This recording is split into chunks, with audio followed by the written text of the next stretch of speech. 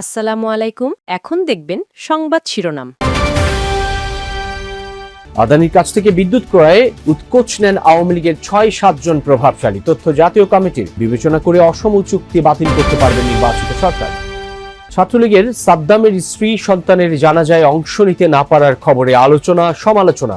প্যারোলের আবেদনই করেনি পরিবার, দাবি স্বরাষ্ট্র মন্ত্রণালয়ের। নির্বাচনের আগে চূড়ান্ত একনেক সভার কার্যতালিকায় ২৬ প্রকল্প প্রস্তাব, ব্যয় ধরা হয়েছে প্রায় ৪৬,০০০ কোটি টাকা।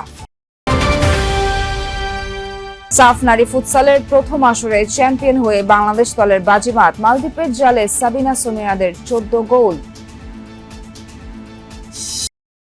এতক্ষণ দেখছিলেন সংবাদ শিরোনাম, এখন দেখবেন বিস্তারিত। ভারতীয় কোম্পানি আদানি থেকে প্রতি ইউনিট বিদ্যুৎ ৬ টাকা বাড়তি দামে কিনছে সরকার, আর এই জন্য বছরে রাষ্ট্রের ক্ষতি হচ্ছে প্রায় ৫,০০০ কোটি টাকা। তবে সময় স্বল্পতায় আওয়ামী লীগ আমলের বিদ্যুৎ খাতের চুক্তিগুলো বাতিল করতে পারছে না অন্তর্বর্তী সরকার। আজ এই কথা জানিয়েছে এ সংক্রান্ত জাতীয় কমিটি। এসব চুক্তিতে সরকার প্রধানের অ্যাকাউন্টে টাকা না ঢুকলেও সে সময়ের প্রভাবশালী ৬-৭ জনের উৎকোচ নেয়ারও প্রমাণ পেয়েছে কমিটি। প্রত্যাশা এসব বিবেচনায় নিয়ে আদানি সহ অন্যান্য অসম চুক্তি বাতিল করবে নির্বাচিত সরকার। ২০০৯ থেকে ২০২৪ টানা ৪ মেয়াদে ক্ষমতায় থাকাকালে বেশ কয়েকটি বড় বিদ্যুৎ কেন্দ্র চালু করেছিল তৎকালীন আওয়ামী লীগ সরকার। এর প্রায় সবগুলোই বিদ্যুৎ ও জ্বালানি দ্রুত সরবরাহ বৃদ্ধি বিশেষ বিধানের আওতায়, অর্থাৎ টেন্ডার ছাড়াই দেয়া হয়েছিল বিলিয়ন ডলারের কাজ। ৫ আগস্ট ২০২৪-এর পট পরিবর্তনের পর এসব চুক্তি পর্যালোচনা করতে হাইকোর্টের অবসরপ্রাপ্ত বিচারপতি মইনুল ইসলাম চৌধুরীকে প্রধান করে কমিটি করে সরকার। অন্তর্বর্তী সরকারের শেষ সময়ে এসে চূড়ান্ত প্রতিবেদন দিয়েছেন তারা। সেখানে সবকটি চুক্তিতেই ভয়াবহ দুর্নীতি ও দেশের স্বার্থ রক্ষা হয়নি বলে জানালো committee. Under the Quick Announcement of Electricity and Energy Supply Special Provisions Act 2010, which was repealed in the month of November 2024. এর বাইরে যাওয়ার তো কোনো সুযোগ নাই। স্থাপিত বিদ্যুৎ কেন্দ্রের একটা বড় অংশই কাজে আসে না, যার জন্য বছরে ১,০০০ কোটি টাকা লোকসানও গুনতে হচ্ছে জনগণকে। আমরা যদি এই ৭৭০০ থেকে ৯৫০০ মেগাওয়াটের যে খরচটা, সেটার তো ক্যাপাসিটি পেমেন্ট আপনাকে দিতে হবে। সেটার একটা আনুমানিক হিসাব আমরা যেটা করেছি যে ০.৯ থেকে ১.৫ বিলিয়ন ডলার বার্ষিক শুধু ক্যাপাসিটি পেমেন্ট, এই অতিরিক্ত যেটা ব্যবহার অযোগ্য ক্যাপাসিটি, তার কারণেই বহন। নিষিদ্ধ সংগঠন ছাত্রলীগের বাগেরহাটের নেতা সাদ্দামের স্ত্রী ও সন্তানের মরদেহ নিজ গ্রাম ডাঙ্গায় পারিবারিক কবরস্থানে দাফন করা হয়েছে। প্যারোলে মুক্তি না পাওয়ায় জানাজাতেও অংশ নিতে পারেননি সাদ্দাম। শেষবারের মতো দেখতে বাগেরহাট থেকে যশোর কারাগারে নেওয়া হয় স্ত্রী সন্তানের মরদেহ। এই ঘটনায় দেশজুড়েই তৈরি হয় ব্যাপক সমালোচনা। সে তো কোনো খুনি না, তার ছোটখাটো মামলা, তারা কেন জানলো না?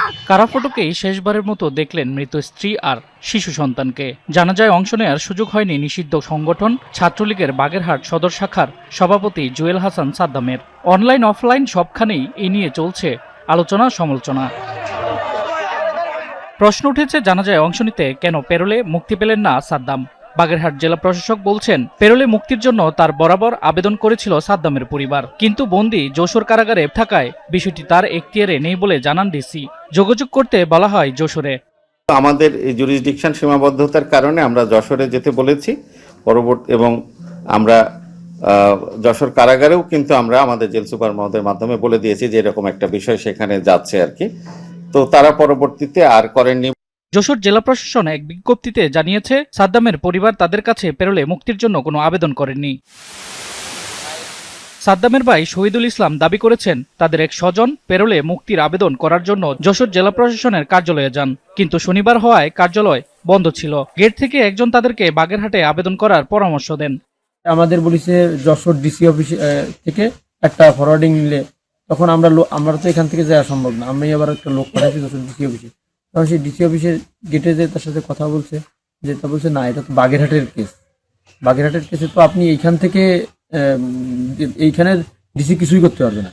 পুলিশ সুপার জানিয়েছেন, সাদ্দামের বিরুদ্ধে স্ত্রীর করা যৌতুকের মামলা সহ বেশ কয়েকটি মামলা রয়েছে। তার স্ত্রী ও সন্তানের মরদেহ উদ্ধারের ঘটনা জাতীয় অর্থনৈতিক পরিষদের নির্বাহী কমিটি একনেকে শেষ হচ্ছে অন্তর্বর্তী সরকারের দায়িত্ব।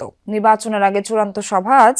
কার্যতালিকায় 26টি প্রকল্প প্রস্তাব, ব্যয় ধরা হয়েছে প্রায় 46,000 কোটি টাকা। এর মধ্যে 7টি পরিবেশ ও বন মন্ত্রণালয়। সকালে প্রধান উপদেষ্টা ডক্টর মোহাম্মদ ইউনূসের সভাপতিত্বে একনেক সভা শুরু হয়। পরিকল্পনা কমিশন জানায়, সভার মূল নোটিশে 23টি প্রকল্পের নাম রয়েছে। এর বাইরে আরও 3টি প্রস্তাব টেবিলে উপস্থাপন করা হচ্ছে। এর মধ্যে রূপপুর পারমাণবিক বিদ্যুৎ কেন্দ্রের ব্যয় 25,000 কোটি টাকা বাড়ানোর প্রস্তাব রয়েছে, যার আওতায় অবশিষ্ট স্থাপনা নির্মাণ ও কমিশনিং, খুচরা যন্ত্রাংশ সংগ্রহ, নিউক্লিয়ার নিরাপত্তা ও রুশ জনবলের আবাসন বাড়ানো হবে।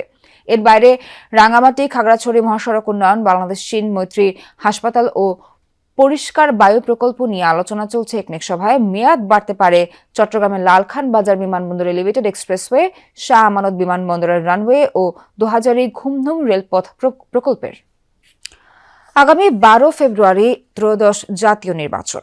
কুড়িগ্রামে ফলাফলের চাবিকাঠি নারী ভোটারদের হাতেই, যাদের অংশগ্রহণ ও সিদ্ধান্ত নির্বাচনের ফলাফল রাখতে পারে গুরুত্বপূর্ণ ভূমিকা। এ নিয়ে নতুন প্রত্যাশায় নারী ভোটাররা জানান, নিজেদের অধিকার, আত্মমর্যাদা, কর্মসংস্থান ও এলাকার উন্নয়ন প্রতিষ্ঠায় তাদের মূল চ্যালেঞ্জ।